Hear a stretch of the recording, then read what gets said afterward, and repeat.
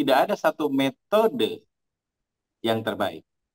Karena satu metode bisa sesuai untuk waktunya atau untuk zamannya, untuk kasusnya, untuk persoalannya. Tetapi tidak sesuai untuk yang lain. Makanya ada tanzir, ada tafsir, itu orang yang punya kapasitas kemampuan apa namanya, mengkolaborasikan, mengkombinasikan keduanya, itu biasanya lebih efektif. Tapi kalau dia paten, pokoknya aku hanya bisa ceramah, ya, dia yakin ceramah itu adalah metode yang terbaik. Bisa saja itu ditinggalkan, ya, karena ada orang yang butuhnya itu berdialog, butuhnya itu berinteraksi. Tapi kalau ada juga satu situasi jamaah yang sama sekali nggak bisa diajak ke dialog, diajak ke apa namanya, kitanya berhenti, mereka diam semua, ya, maka kita harus demonstrasi, itu metode demonstrasi. Jadi guru itu dibagi, ada yang disebut mediocre teacher, itu artinya guru biasa, guru awam lah, guru standar. Itu tells, hanya menyampaikan saja. Jadi misalnya al-jannatu tahta aqdamil ummahat, surga di bawah telapak kaki ibu. Wassalamualaikum warahmatullahi wabarakatuh. Ya, itu guru awam itu. Ini saya ngomongnya karena di hadapan calon doktor, ya, bukan merendahkan guru, bukan. Nah, yang kedua itu good teacher. Kalau good teacher itu artinya guru yang baik, baru baik, ya. Itu adalah yang explains, yang menjelaskan. Jadi Bapak dan Ibu ini sudah pasti guru yang baik karena tidak hanya menyampaikan tapi juga menjelaskan. Tapi ada yang ketiga yang disebut dengan superior teacher. Itu guru yang super. Kalau di martabak itu apa ya namanya? Spesial, ya kan? Ya, itu adalah guru yang demonstrates, yang mendemonstrasikan, memberikan keteladanan, memberikan contoh, ya, itu demonstrates. Nah, yang keempat ini yang harus dikuasai oleh para guru supaya dampaknya amat luas, yaitu the great teacher. Great teacher itu artinya guru yang hebat. Guru yang hebat itu inspires, menginspirasi, ya, menginspirasi. Kan ada itu, Papa beliin mobil untuk siapa? Nah, untuk Ibu Guyu, katanya. Loh, kenapa untuk Ibu Guyu? Aku ingin jadi kayak Ibu Guyu itu, dia pinter, gini kan. Nah, itu berarti dia menginspirasi.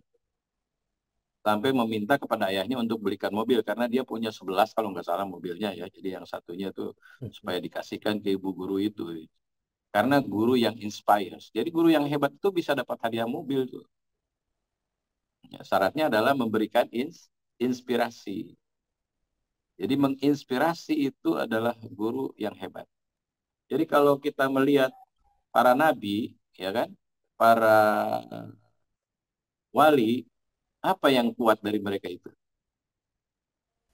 Inspirasinya, ya, inspirasinya terbawa dan terus disampaikan, dibawa, dikemukakan, dirujuk, direferensi, karena dia menginspirasi.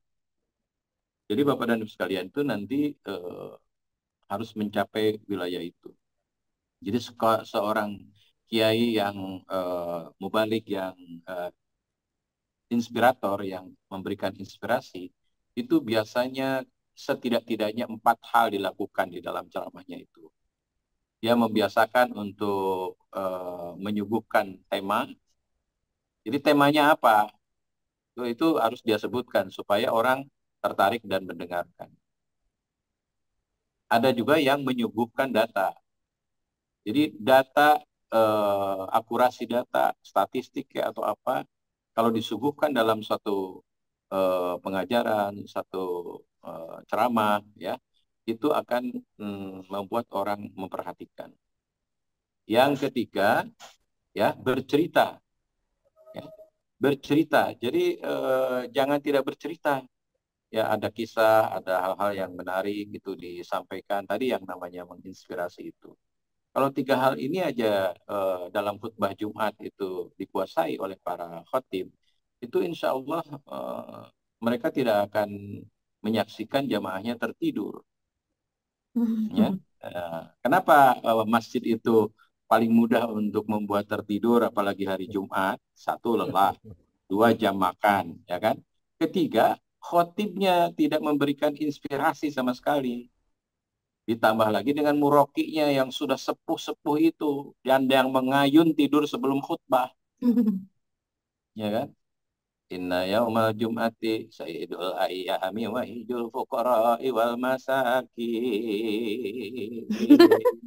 Itu tidur semua lah, ya kan?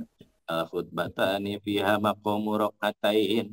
Faidha sa'idal khatibu ala mimbar fala yatakallam man ahadukum yatakallam faqad lago. Itu orang tidur. Mantap. Belum lagi setan pada waktu Jumat itu, ya, pakai sebirin. Itu kan menaburkan serbuk yang sangat lembut. Begitu Muraki mengatakan itu, tebar itu. Itu yang membuat itu. Tapi kalau imamnya, kalau khotibnya itu kreatif dengan memunculkan bahwa hari ini kita akan membicarakan tentang dampak dari kemarin itu apa namanya COVID, ya, atau menampilkan data, hadirin, ada 250 muslim dan itu terdiri dari ustadz kiai, 1, 2, 3 itu 5 diantaranya dan seterusnya, itu data pasti orang dengerin. Atau suatu saat Nabi Muhammad SAW menghadapi satu ancaman persis seperti era kita sekarang, di era politik yang itu pasti orang dengerin. Ada yang anggota legislatif, ada apa, itu kan dengerin. Katanya cuma cerita aja, padahal intinya adalah satu.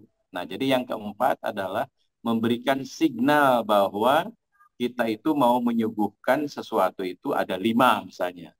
Satu, atau pertama, nggak perlu 2, supaya mereka terkenang. Mau 2, tapi kita menyebutnya selanjutnya, ya kan?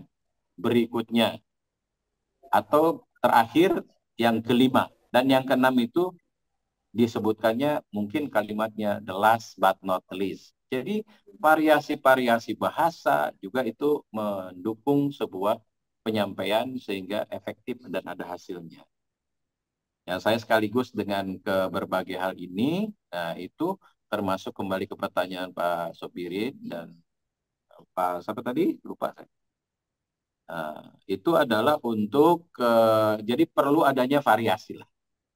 Ya, pesantren di dalamnya juga harus ada eh, hal yang dimiliki Nabi itu 3 kan yang membuat kita selalu tertarik itu, ya kan? Benar, baik, indah. Apapun yang